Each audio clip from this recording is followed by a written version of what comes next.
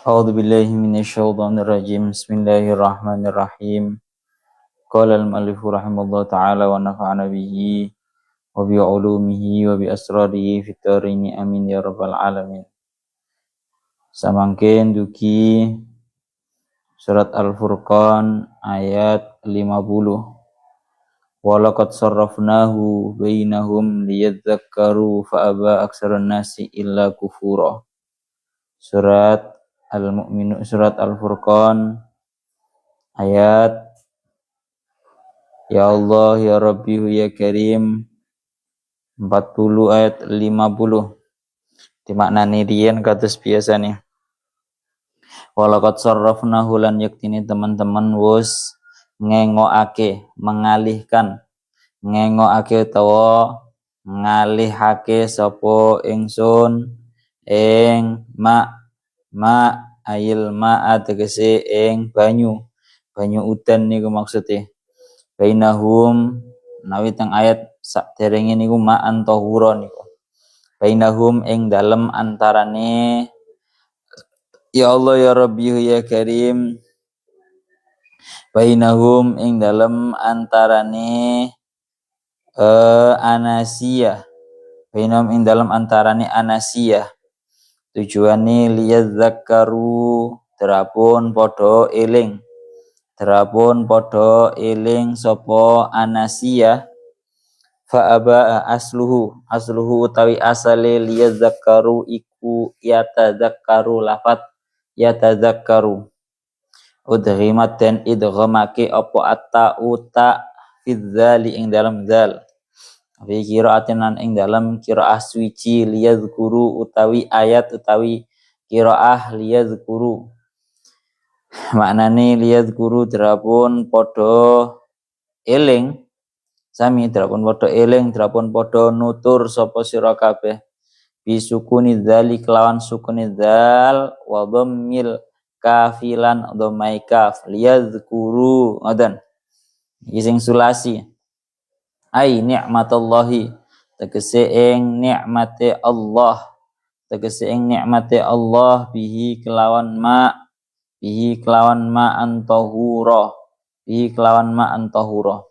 tapi kenyataane napa fa'aba aksarun nasi illa kufura fa'aba mongko nuli mampang sapa aksarun nasi akeh para menungso illa kufuron angin krana ngangasi ngufuri nikmat angin ing ngufuri nikmat ai cuhudan tegese ngangasi menentang mengingkari lin nikmati maring nikmat bentuk mengingkari kufurnya mereka bentuknya adalah ya Allah ya Rabbi ya Karim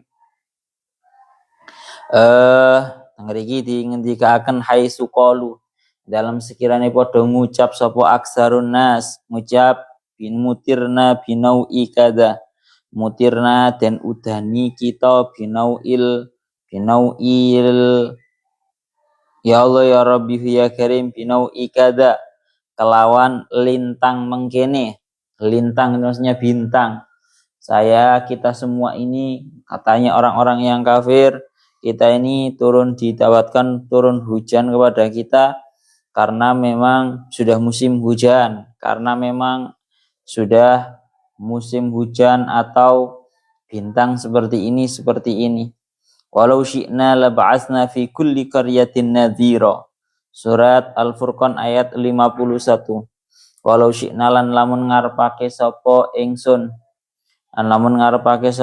laba'atsna mongko yektine ngutus sapa ingsun Allah fi kulli qaryatin dalam saben-saben desa nadhiran ing nabi utawa rasul kang meden-medeni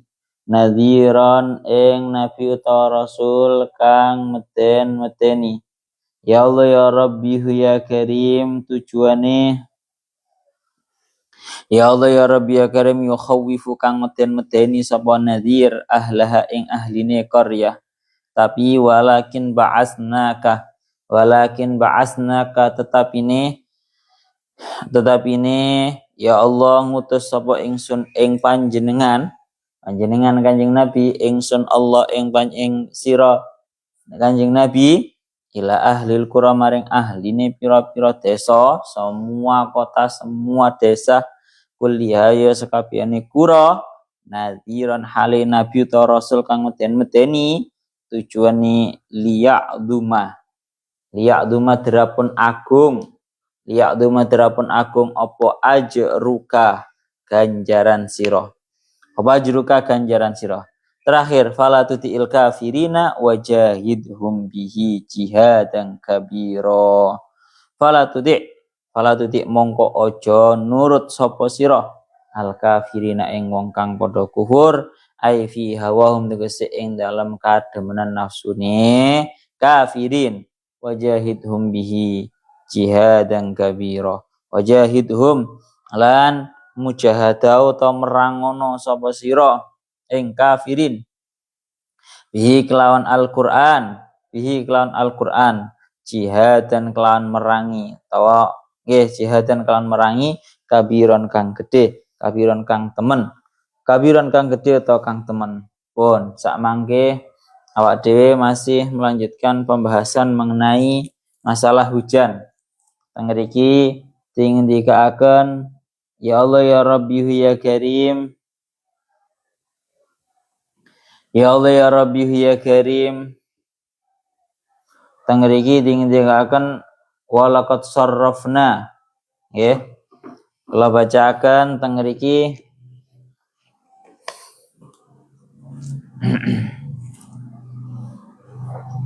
teng surat Al-Furqan ayat 50 niki dikaaken walaqad sarrafnahu bainahum liyadzakkaru fa aba aksarun nasi illa kufura. Kita murati ayatnya rin walaqad sarrafnahu bainahum dan sungguh aku telah memindahkan air hujan di antara mereka para manusia dan sungguh aku telah memindahkan air hujan di antara mereka liyadzakkaru agar mereka ingat terhadap nikmatku. Tapi fa'aba aksarun nasi illa kufura. Akan tetapi fa'aba banyak para manusia yang menentang kecuali hanya kekufuran. Yang ada itu mereka cuma justru kufur. Lawan sulim alaih fa'aba aksarun nasi illa kufura. Maka banyak para manusia yang menentang kecuali kekufuran. Pun niku murad secara garis globalnya ngoten. Terus ayat ini membahas tentang bahwa air hujan itu oleh Allah Ta'ala sudah dipindah-pindahkan di antara para manusia agar mereka itu mengingat terhadap nikmatnya Allah Ta'ala. Kita lanjutkan malih, kita murati tafsir Jalaluddin Al-Mahallinya. Tengriki dikaaken walaqad sarrafna ayil ma'ah dan sungguh aku Allah telah memindahkan air hujan ayil ma'ah bainahum di antara para manusia. Air hujan ini sudah dipindah-pindahkan oleh Allah Ta'ala di antara para manusia. Tujuannya apa? Liyadzakkaru agar mereka itu ingat terhadap nikmatnya Allah Ta'ala perihal hujan. Ai asluhu yang dikatakan kalimat liyadzakkaru ini penting cah. Soalnya nang kene iki sementara ini masih belum pernah diajarkan sama Gus Faiz yang namanya iqlal. Hasilnya penting pisan yang namanya iqlal. Niki proses iqlal liyadzakkaru ayat Al-Qur'an potongan ayat Al-Qur'an liyadzakkaru asalnya adalah yatadzakkaru mengikuti wazan yatafa'alu ya. Lah ini memang sering diganti udghimat at-ta'u fi dzal, taknya itu diidghamkan di dalam dzal sehingga langsung menjadi liyadzakkaru. Jadi asalnya itu liyatadzakkaru. Lah kemudian ta itu nanti diganti menjadi dzal karena keduanya itu saling mendekati, kemudian diidghamkan menjadi liyadzakkaru. Kamu biar tahu. Soalnya kalau kamu cuma melihat tanpa melihat asalnya, lihat zakarunya tok, nanti kamu bingung. Ini ikut wazan opo? Kamu nggak tahu. Yes ya, dan ini sering terjadi. Pokoknya anak zal nanti biasanya seperti halnya to, saya lupa kaidahnya di alfiyahnya itu ya apa. Dan nanti sering terjadi seperti itu. Pun ngriki ketika akan ngaten ya. Jadi ngeten cara proses iklal yang lengkapnya nih ngeten. Liyat zakaru itu asalnya adalah liyat zakaru. Taknya itu diganti menjadi dal. Tak diganti menjadi dal karena itu dianggap mendekati. Kemudian setelah tak diganti menjadi dal, dari dal diganti menjadi zal.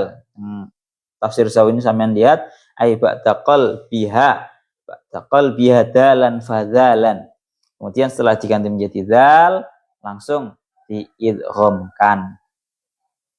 Wa fi qiraatin, dalam satu qiraah bukan liyadzakaru tapi liyadzkuru. Dengan dibaca sukun dalnya dan dibaca dhammah kafnya. Ai ni'matullahi bihi. Agar mereka para manusia itu banyak mengingat terhadap nikmatnya Allah Ta'ala tentang yang namanya hujan. Pun tengriki ngendika akan ngoten. Ya Allah ya Rabbi ya Karim. Allah ya Rabbi ya Karim. Terus kalau lanjutakan malih.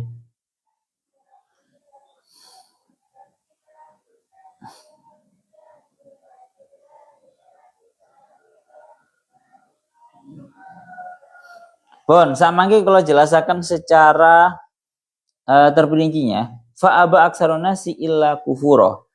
Akan tetapi kebanyakan para manusia itu menentang kecuali kekufuran, ai juhudan, yakni karena mereka itu mengingkari terhadap nikmat yang telah diberikan Allah, ai juhudan lin nikmah haitsu qalu mutirna binau'i kadah.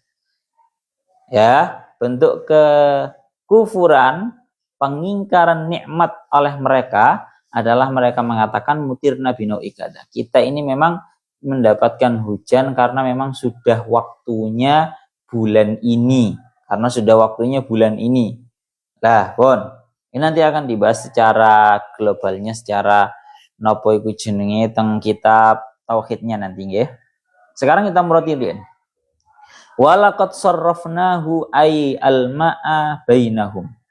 Dan sungguh aku Allah telah memindah-mindahkan air hujan di antara para manusia. Jadi ngeten, sing jenenge udan itu dibagi-bagi, dipindah-pindah oleh Allah dari satu negara ke negara lain, dari satu waktu kepada waktu yang lain, ya. Sampean lihat di dalam tafsir sawinya. Tengriku Hasyah Sawi, teng Hasyah Sawinya beliau dawuh, ai farraqnahu fil biladi al-mukhtalifati al-awqati al-mutaghayyirati. Yakni aku Allah membagi-bagi, memisah-misah, menyebarkan air hujan di seluruh penjuru negara. Wal auqat al-mutaghayyirah, dan di waktu yang berbeda-beda. Ala hasabi ma qaddara fi sabiqi ilmihi. Sesuai dengan apa yang sudah ditakdirkan oleh Allah Ta'ala di dalam ilmunya Allah Ta'ala yang sudah maha dahulu. Karena apa? Nih loh. Ini bukti bahwa yang namanya hujan itu telah dibagi-bagi, telah dipindah-pindahkan oleh Allah Ta'ala di berbagai macam penjuru bumi. Tengeriki beliau dalam Hasyah Sawi beliau dawuh ruwiya an Ibnu Mas'udin. Diriwayatkan daripada Imam Ibnu Mas'ud bahwa beliau berkata bahwa beliau berkata laisa min sanatin bi amtar min ukhra. Tidak ada istilah tahun ini hujannya lebih deras dan lebih sering daripada tahun sebelum-sebelumnya. Ya, difahamono. Niki dawuhnya Imam Ibnu Mas'ud.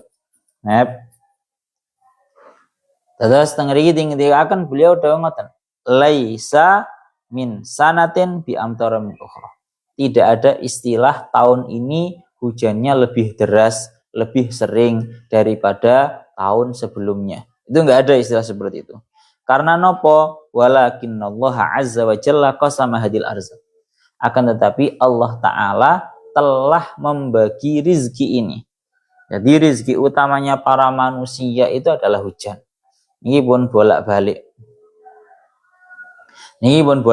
Diingendikaken ngoten.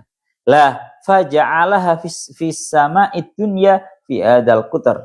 Maka Allah Ta'ala telah menjadikan langit dunia ini loh, dijadikan oleh Allah Ta'ala menjadi tempatnya hujan yang zilumin hukul sanatin bikailin maklumin, yang mana Allah Ta'ala akan menurunkan hujan dari langit dengan takaran yang sudah diketahui. Jadi nggak ada istilahnya tahun ini lebih hujan deras, lebih sering, itu nggak ada. Kuncinya di sini, ini yang paling perlu digarisbawahi. Wa idza amila qaumun bil ma'asi. Kalau segolongan kaum itu sudah melakukan tindakan maksiat, hawwalallahu dzalika ila ghairihim. Maka Allah Ta'ala akan mengalihkan hujan tersebut kepada yang lainnya. Kok sekiranya daerah kene wong wis kakean maksiat, bisa-bisa daerah tersebut sudah dipindahkan jatah hujannya menuju kota yang lain, menuju daerah yang lain. Bahayanya ketika segolongan kaum itu sepakat untuk melakukan yang namanya maksiat. Jadi ketika suatu daerah itu benar-benar kakean ngelakoni maksiat, hampir bisa dipastikan nanti terjadi di daerah tersebut musim paceklik, ora iso udan. Wis ya. Lalu teng mriki dilanjutaken malih wa idza asau jami'an sarafallahu dzalikal matar ilal fayafi wal bihar. Andaikan semua penduduk penjuru bumi ini semuanya maksiat kabeh, niscaya Allah Ta'ala akan memindahkan hujan itu ke lautan. Diudani nang laut, tidak ada hujan yang di daratan. Wes niki bahayane. Mulane maknane sarrafna ayil ma'a bainahum. Allah Ta'ala itu benar-benar membagi-bagikan, memisah-misahkan, meratakan hujan kepada seluruh para manusia. Syaratnya adalah satu, ketika mereka tidak melakukan maksiat yang sifatnya dilanggengkan. Lek wis menungso di suatu daerah itu melanggengkan yang namanya suatu maksiat, niscaya Allah Ta'ala akan memindahkan jatah hujan mereka ke daerah lain. Kalau andaikan seluruh satu bumi ki kabeh kok maksiat kabeh, ngriki dawuhnya beliau, bakale Allah Ta'ala memindahkan jatah hujan yang asalnya untuk daratan dipindah ke lautan. Pun teng mriki diingendikaken ngoten. Ya Allah ya Rabbi ya Karim.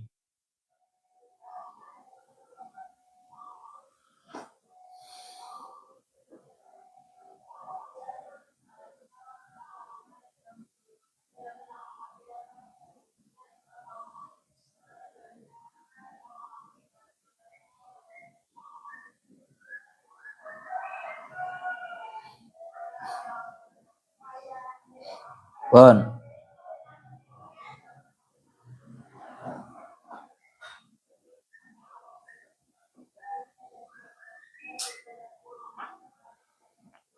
kita lanjutkan malih.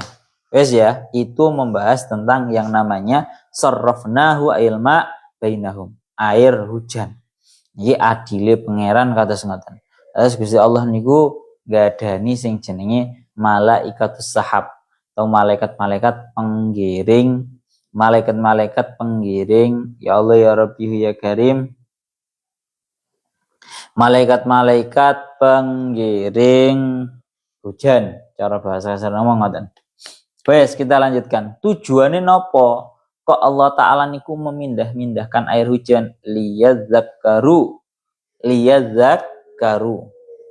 Biar para manusia ini ingat nikmatullahi bihi. Nikmatnya Allah Ta'ala dengan hujan ini. Artinya bagaimana? Menungso iku Pak ben ngerti lek kapan ini merupakan nikmatnya Allah. Gede banget nikmatnya Allah Ta'ala sebab hujan. Artinya begini, kan hujan itu kan dipindah-pindahkan. Artinya terkadang katakan seperti di Surabaya sekarang ini, saiki wae udan marono sesuk gak wae udan marono sesuk maneh udan maneh. Artinya dengan fase hujan ya, musim kemarau, musim hujan, musim kemarau, musim hujan, itu agar seseorang itu tatkala cara bahasanya waktunya tidak hujan, itu akhirnya dia itu akan menyadari bahwa ternyata hujan itu adalah nikmatnya Allah Ta'ala yang sangat agung. Bahasa kasar ngomong ini loh Pak, seringkali yang namanya manusia ini bisa menyadari betapa besarnya suatu nikmat itu kalau sudah kehilangan. Menungso iku kait sadar lek kapan nikmat iku nikmat sing kuwede iku ketika sudah kehilangan. Kayak contohnya menungso lek sik kait duwe apa nih nikmat sesuatu nih ya. Iku lek gorong kehilangan selama masih berada pada dirinya iku ngerasa kayak biasa-biasa wae.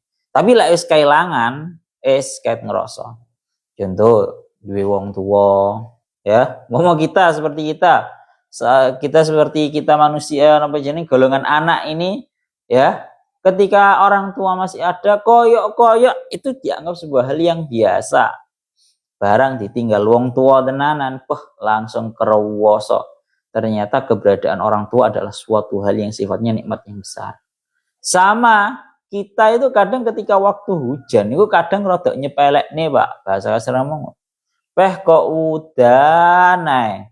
Aku kate metu dadi angel. Kok udan ae. Duwe acara dadi wedi ngene iki. Semisal ngoten. Contohnya ngoten. Jadi ketika suatu nikmat itu ada, seringkali kita itu merasa menyepelekan. Tapi ketika sebuah nikmat itu sudah tidak ada, kok hawane nek gak udan dadi panas ndak ukur ini to. Ya, mulane teng mriki dingdikaken agar kita itu ingat, agar para manusia itu ingat ai nikmatullahi bihi, yakni nikmatnya Allah Ta'ala yang berupa hujan, fayakumu bisyukriha liyazdatu khaira. Sehingga kalau ingat bahwa itu nikmatnya Allah, sehingga hendaknya kita bersyukur, sehingga Allah Ta'ala nanti akan menambahkan nikmat-nikmat yang lain. Syukuri Pak waya udan ngono ya. Udan aja malah ngomong kok udan ya aku jereng pemean ora garing-garing ini gitu gini. Teles terus aja ngono. Udan ya akhirnya banjir omaku bocor. Akeh-akeh ini kan kita kan seperti itu. Kalau nikmat itu ada seringkali kita masih menyepelekan, menyia-nyiakan, tidak mensyukuri aja koyo ngono alhamdulillah Gusti nyan baring udan. Eco niki udan niku eco. Warang ngono. Sehingga ketika seseorang itu bersyukur, senang dengan nikmatnya Allah Ta'ala yang hujan, maka nanti ditambah kebaikannya. Udan gak udan disyukuri. Mulane kula eling bahasane napa ingkang sering diingatkan kan Habib Umar. Habib Umar itu sampai melarang bahwa ketika di musim panas itu loh, dilarang kita mengucapkan bahwa bumi ini panas. Gak mboten parang kalian Habib Umar sampai dawuh ngoten niku. Wes nggih, niku maknane liyadzakkaru, agar kita itu eling, sing eling Pak kuwi nikmate Gusti Allah. Masih kadang ya berangkat dari hujan, terkadang ya akhirnya bocor kabeh omahe. Aja sambat krono kuwi ancen ya omahmu sing bocor. Ngoten lho. Kita syukuri terhadap semua nikmat-nikmatnya Allah Ta'ala. Tapi ini merupakan sebuah hal yang sifatnya sangat sulit. Lalu dingendikaken tentang ayat selanjutnya, fa'aba aksarun nasi illa kufura. Kebanyakan para manusia itu menentang kecuali mereka itu kufur, ingkar terhadap nikmatnya Allah. Napa? Banyaknya manusia itu kebanyakan malah kufur, mengkufuri terhadap nikmatnya Allah. Mulane dingendikaken tentang ayat lain, wa qalilum min ibadiyasyakur. sangat sedikit, wa qalilun sangat sedikit, min ibadi dari para hamba-hambaku, asyakur yang bisa benar-benar bersyukur. Gitu, fa aba aksarun nasi illa kufura, kebanyakan para manusia itu menentang kecuali mengkufuri, mengingkari terhadap nikmatnya Allah. Dan dalam ayat lain dibahasakan dengan bahasa wa qalilum min ibadiyas syakur. Sedikit orang yang bisa bersyukur, itu sangat sedikit. Angel, Pak. Kalau dikatakan oleh para ulama, syukur itu bagaimana? Syukur itu dengan 3. Yang pertama, syukur secara hati, bahwa kita benar-benar berterima kasih terhadap Allah. Yang nomor 2, syukur secara lisan. Lisan kita benar-benar memuji kepada Allah. Alhamdulillah ya Allah. Yang nomor 3, syukur secara tindak laku, secara jawarih, secara tindak laku badan kita. Wangel. Wong oleh nikmati Gusti Allah, taraf yang paling pertama sendiri yaitu dengan lisannya. Bersyukurnya, berterima kasihnya dengan lisannya, yaitu dengan membaca Alhamdulillah. Itu yang pertama. Yang nomor 2, atine kudu sing syukur nerima nikmati Gusti Allah, sedikit, kecil, banyak, besar. Iku atine kudu dilapangne tenanan. Piye carane iso bersyukur matur suwun nang pangeran. Jadi ora kok mek gur nang cangkeme tok sing alhamdulillah, tapi sak jero-jerone ati, sak jero-jerone dada niki alhamdulillah tenanan. Yang nomor 3 yaitu syukur secara pekerjaan. Piye carane awak dhewe niki nikmatnya Allah Ta'ala yang sudah diberikan kepada kita gunakan untuk kita alokasikan untuk suatu hal yang sifatnya benar-benar diridhoi oleh Allah Ta'ala. Bukan kok malah justru digunakan dalam suatu hal yang sifatnya malah bermaksiat terhadap Allah Ta'ala. Itu sangat sulit. Wa qalilun min ibadiyas syakur. Nah, kenyataannya fa'aba aksarun nasi illa kufura.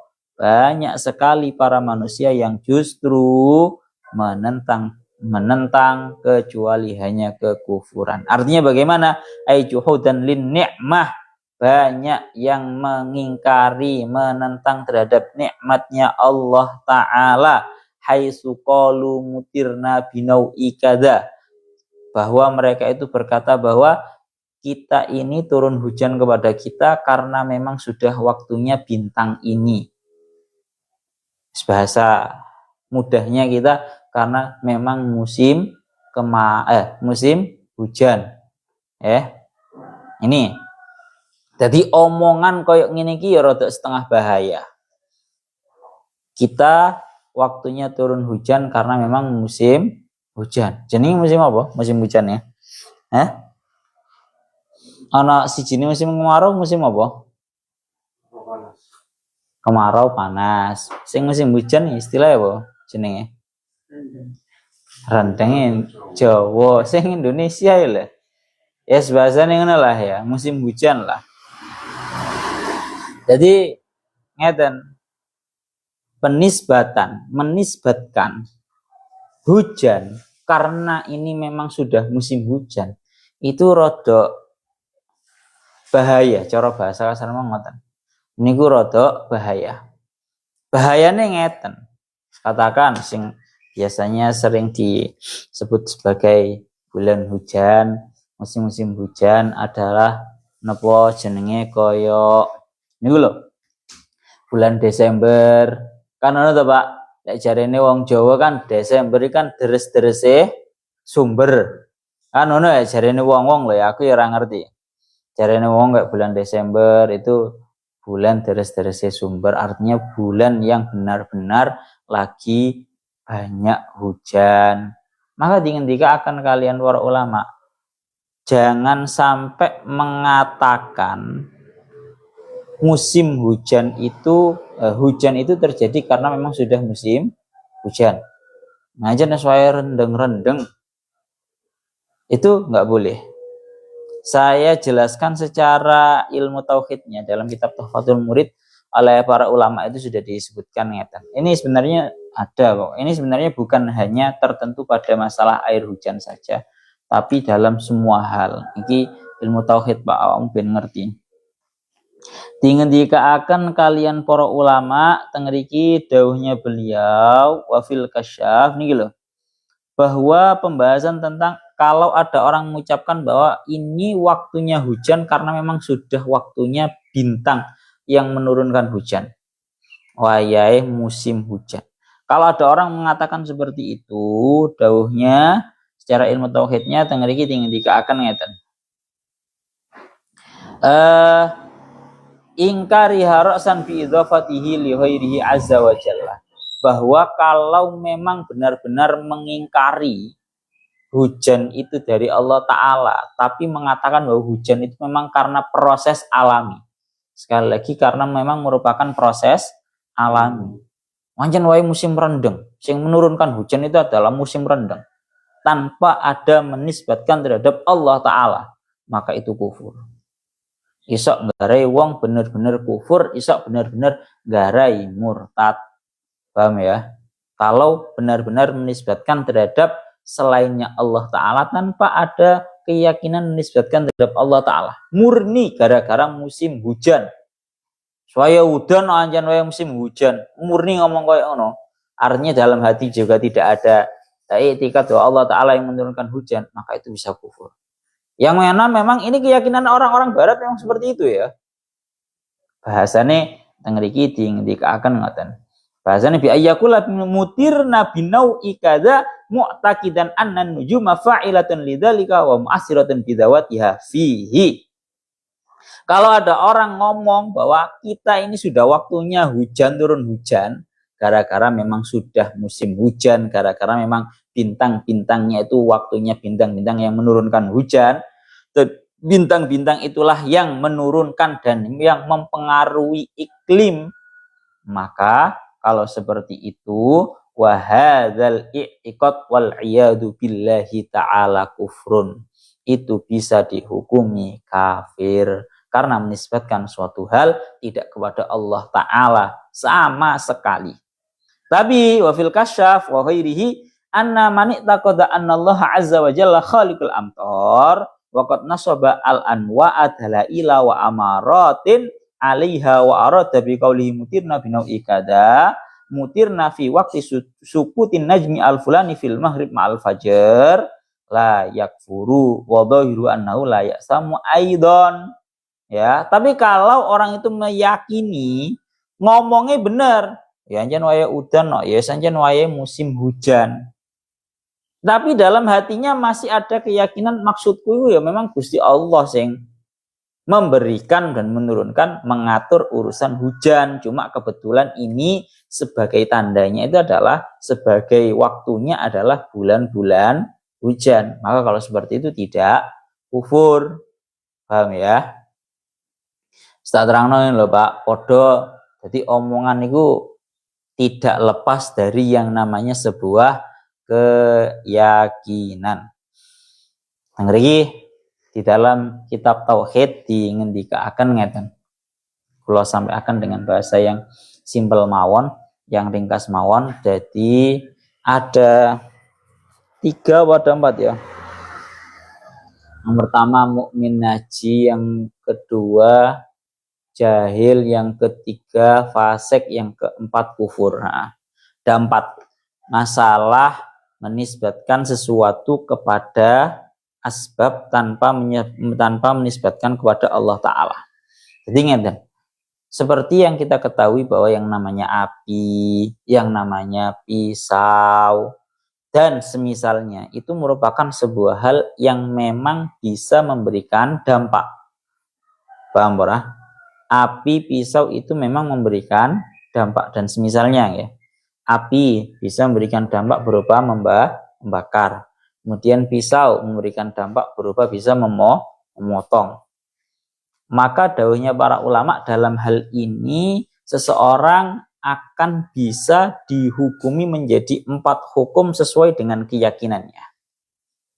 Yang pertama, seseorang itu akan dihukumi kufur kalau dia menisbatkan dampak itu murni kepada suatu benda tanpa menisbatkan kepada Allah Ta'ala. Catat, menisbatkan sebuah efek kepada suatu benda tanpa menisbatkan kepada Allah Ta'ala.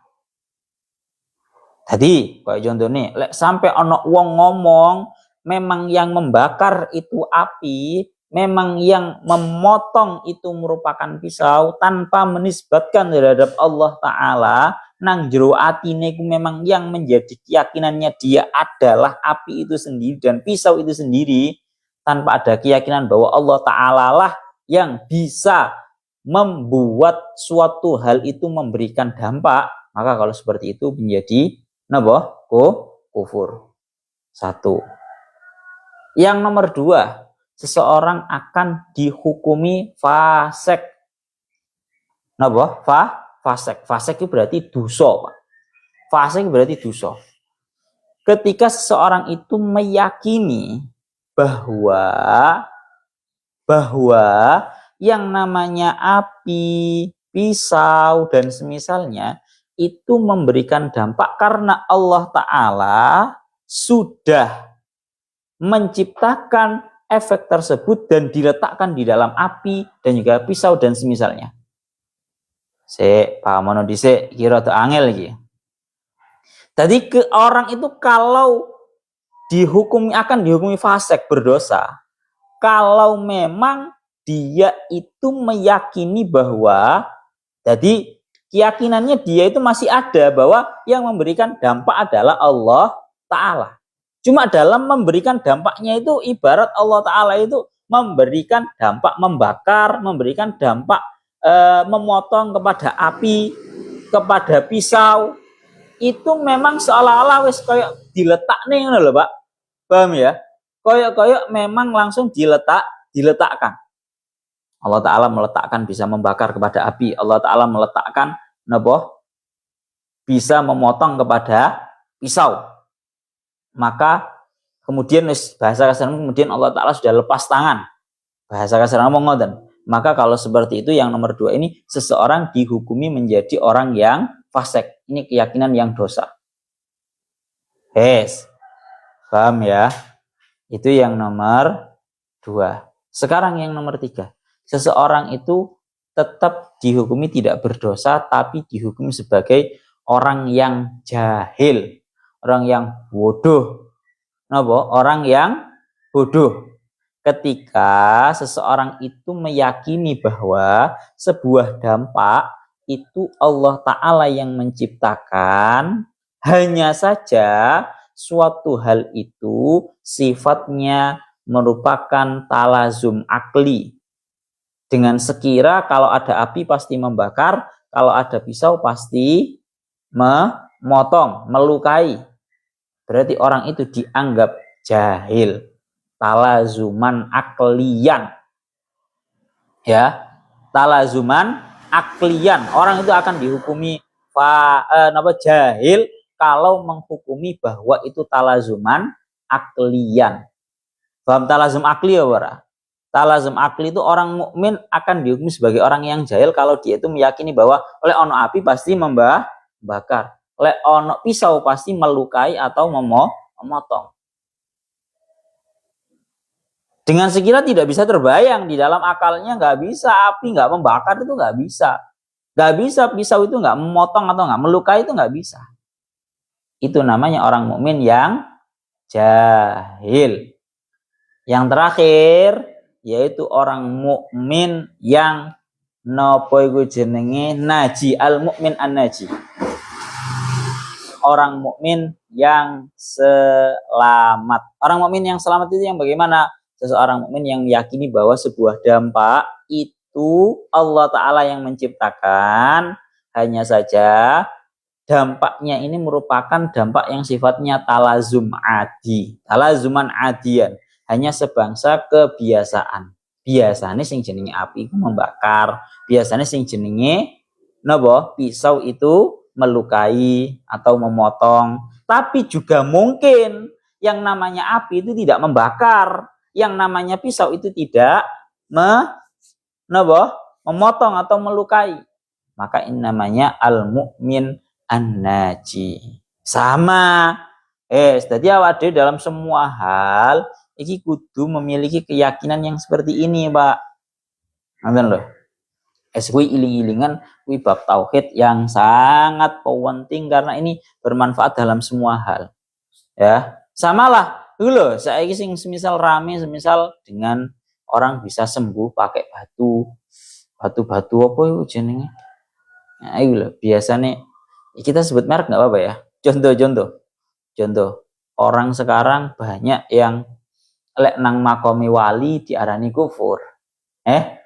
Nek nang makame wali diarani kufur. Tapi mereka sendiri senengane nyekeli batu giok atau batu-batu MCI wis, aku sebut merek gak apa-apa lah ya. Orang yang suka mempromosikan semisal batu, gelang, kalung MCI, apa jenenge bioglas, ya toh. Kemudian mengatakan bahwa ini bisa membawa kesehatan, ini bisa membawa. Kuwi hati-hati. Nang makame wali wara kufur ya saiki awakmu senengane muara batu bioglas dan semisalnya itu mbok arani membawa kesehatan. Agak tuh saya kok ngono Pak.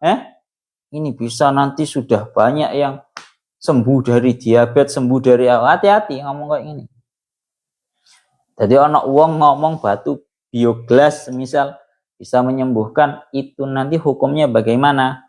Melihat daripada 4 faktor yang sudah saya sebutkan tadi. Kalau dia meyakini bahwa memang murni batu bioglasnya tanpa ada sangkut pautnya Allah Ta'ala bisa kufur. Kalau dia mengatakan bahwa batu bioglas itu yang benar-benar menyembuhkan, memberi kesehatan, dengan ada keyakinan dalam hatinya bahwa yang memberi Allah Ta'ala cuma kekuatan itu diletakkan di dalam batu, berarti dia fasik, berdosa. Kalau dia meyakini bahwa batu bioglas itu bisa memberikan kesehatan, itu karena Allah Ta'ala. Cuma itu merupakan talazum akli. Kalau batu bioglas berarti langsung bisa menyembuhkan. Berarti dia orang yang jahil. Yang nomor 4, yang paling terakhir sendiri. Kalau dia ngomong bahwa batu bioglas itu bisa menyembuhkan, tapi sifatnya tidak pasti. Ya mungkin iso, ya mungkin kadang gak iso. Baru ini yang tergolong daripada al-mu'min an-naji. Ya. Kadang gawem mas aku Pak. Ngomong Wahabi lah. Ngomong nang ziarah nang makom iku kufur. Tapi senengane promosi bioglas. Marono watu-watu opo. Yes. Bon, itu membahas yang jenenge mutirna binau ikada. Terlalu panjang. Wes lanjut. Walau syi'na laba'asna fi kulli qaryatin nadhira.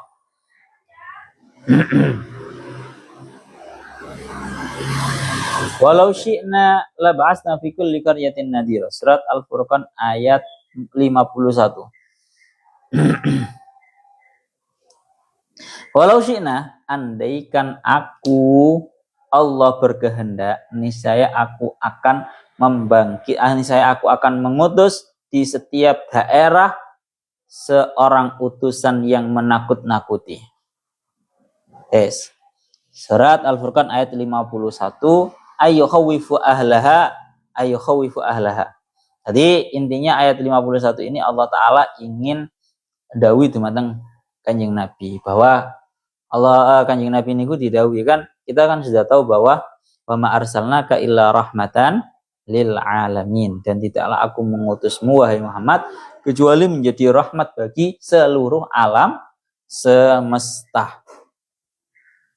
Nah, Kanjeng Nabi ini didhawuhi dalam ayat ini oleh Allah Ta'ala, walau syi'na, Kanjeng Nabi cara bahasa kasar Muhammad, andaikan aku Allah berkehendak, niscaya aku akan mengutus untuk setiap daerah sosok nabi, sosok rasul yang menakut-nakuti. Yukhawifu ahlaha, yang menakut-nakuti tiap para penduduknya suatu daerah. Walakin ba'asnaka ila ahlil qura kulliha nadhiran. Akan tapi aku mengutusmu wahai Muhammad untuk seluruh penjuru alam. Liya'du ma'ajruka, agar pahalamu itu sangat besar. Ini sampun dingendika akan bolak-balik. Jadi kalau pada zaman dahulu yang namanya nabi itu, yang namanya rasul itu hanya diutus kepada kaumnya, kepada daerahnya. Katakan umpama daerah biyen ono nabi itu biasanya diutusnya kepada kaumnya, kepada daerahnya, bangsa. Katakan cuma Surabaya, semisal mawon, katakan cuma Surabaya. Maka tidak heran kalau pada sebelumnya Kanjeng Nabi itu ada nabi lebih dari satu pada satu waktu. Ada nabi yang lebih dari satu namun dalam satu dekade, dalam satu waktu. Dalam jangka waktu 50 tahun ini gitu lah ya, semisal ya. Itu nabi ini ono loro. Satu nabi di daerah sana, kemudian nabi di daerah sini. Gampangane ngomong, lek nabi dan juga rasul sebelumnya Kanjeng Nabi Muhammad iku koyo dene kiai, wis gampangane ngomong ngono lho, Pak. Kiai ne ku tingkat ana tingkat desa, ana tingkat kota, ana tingkat provinsi. Lah khusus Kanjeng Nabi, ketika Kanjeng Nabi sudah diutus, tidak ada istilah satu nabi dalam satu waktu. Cuma Kanjeng Nabi mawon, karena Kanjeng Nabi itu diutus kepada seluruh alam semesta. Malah anu tugasnya Kanjeng Nabi ku abot temenan. Lawang diutus kepada seluruh alam semesta. Liya'duma ajruka, supaya agung, supaya besar pahalanya Kanjeng Nabi. Ya, ini suatu hal yang sangat lazim. Artinya lek kepingin ganjarannya gede ya mesti lebih soro. Karena kan ketika akan teng salah setengah hadise aksarun nasi balaan al anbiya sumal amsal fal amsar.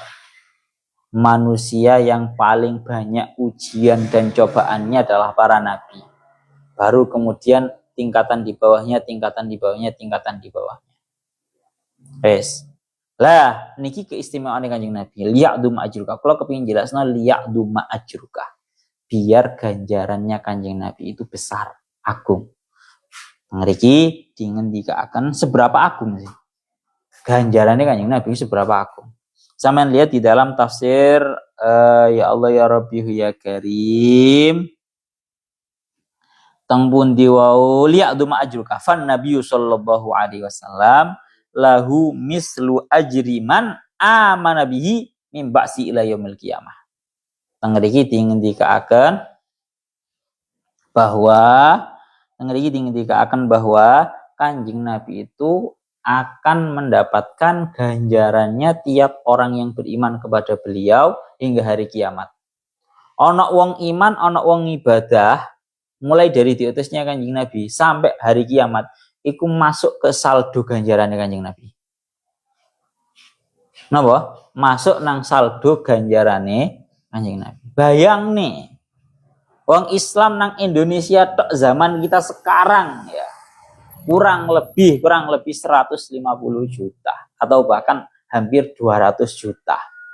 Iku kabeh wong iman. Ganjaran iman tok iku wis kabeh ketransfer nang saldo ganjarane Kanjeng Nabi.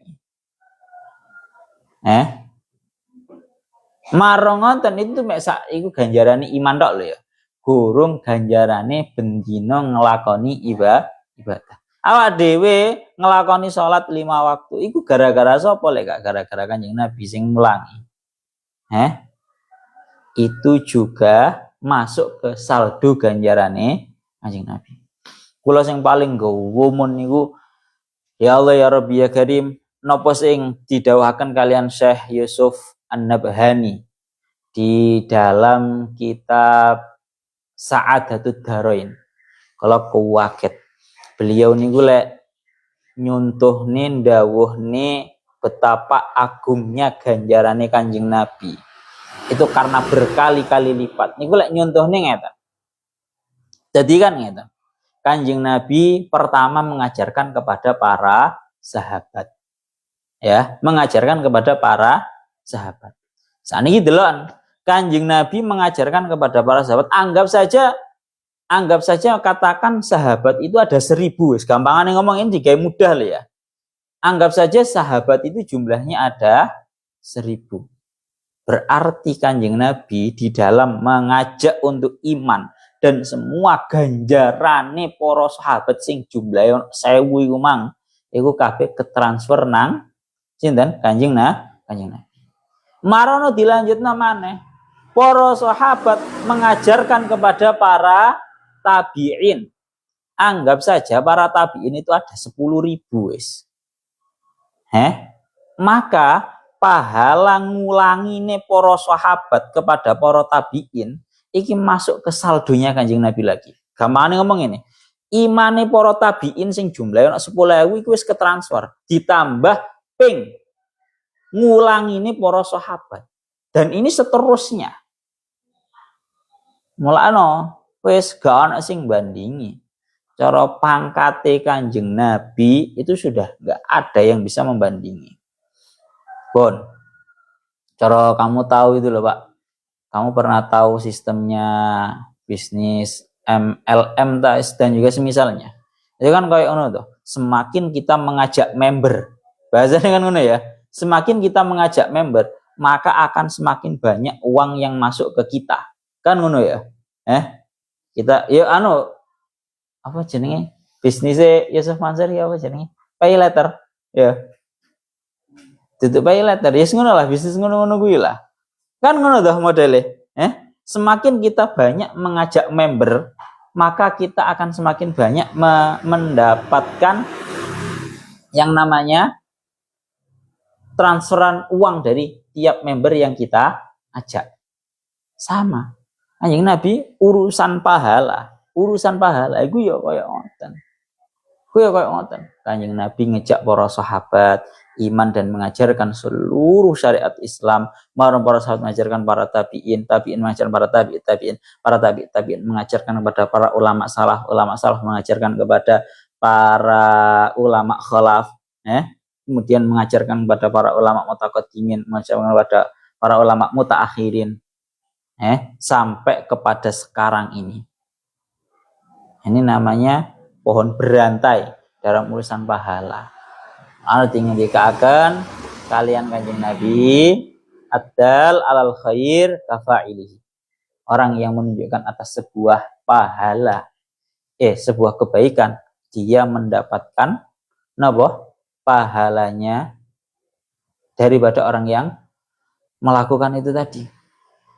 Makna kula biyen tasih eling napa sing didhawuhaken kalian Syekh Abdul Wahab Asy-Sya'rani. Syekh Abdul Wahab Asy-Sya'rani niku beliau dawuh, luwih utamaan endi para wali ambek para ulama? Luwih utamaan endi para wali karo para ulama?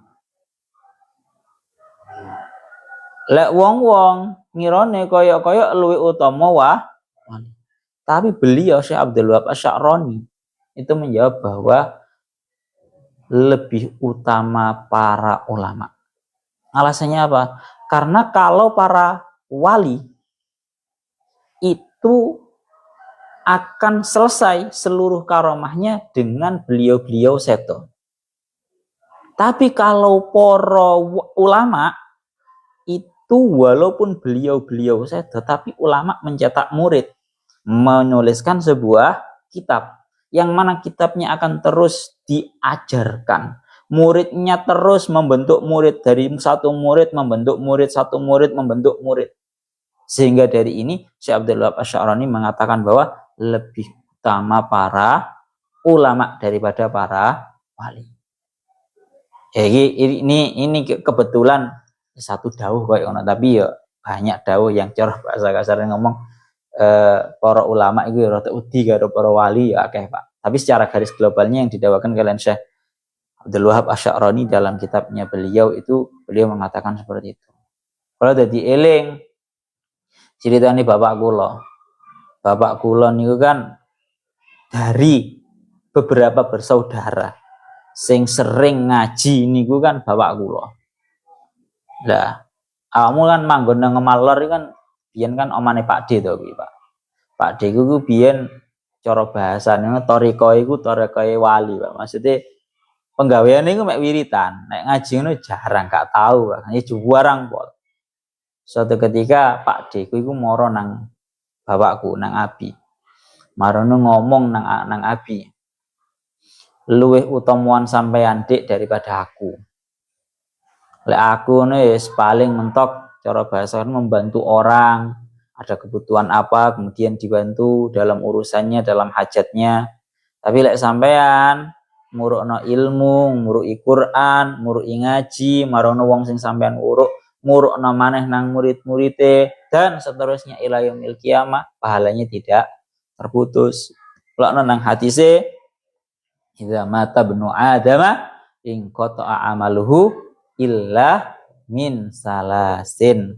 Kalau orang itu mati sudah terputus semua pahalanya kecuali salah satunya adalah au ilmin yuntafa'u bihi, ilmu yang terus-menerus diambil manfaatnya.